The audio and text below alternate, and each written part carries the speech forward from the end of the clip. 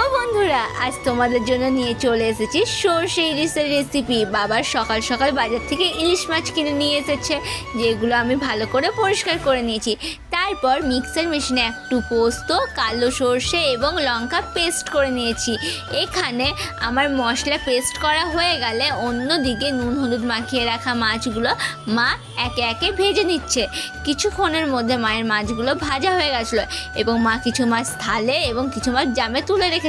থালে তুলে রাখা মাছগুলোই মা সর্ষে ইলিশ করবে, তাই মা এখানে সব মশলা রেডি করে নিয়েছে। তারপর কড়াইয়ে একটু তেল দিয়ে তাতে ফোড়ন, কাঁচা লঙ্কা, লঙ্কা গুঁড়ো, হলুদ গুঁড়ো এবং নুন দিয়ে একটু নাড়িয়ে নিচ্ছে। তারপর এর মধ্যে পেস্ট করে রাখা সর্ষে পোস্তটা ঢেলে দিয়েছে। এটা একটু এখানে কষে নিচ্ছে যাতে স্মেলটা ভালো হয়, সেই জন্য। তারপর এটা জল দিয়ে একটু ফুটিয়ে নিয়েছে। এটা ফুটে গেলে তার মধ্যে মা একে একে মাছগুলো ছেড়ে দিয়েছে।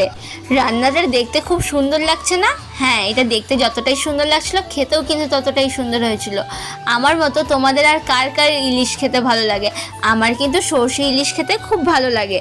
কিছুক্ষণের মধ্যে দেখতে দেখতে মাছটা রেডিও হয়ে গেছিল। এই যে মাছটা এখানে ফুটে গেছে।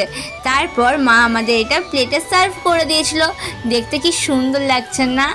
তোমাদের কেমন লাগলো কমেন্ট করে কিন্তু জানাতে ভুলো না। আজ এই পর্যন্তই, দেখা হবে নতুন একটা মিনি ব্লগের সঙ্গে। টাটা।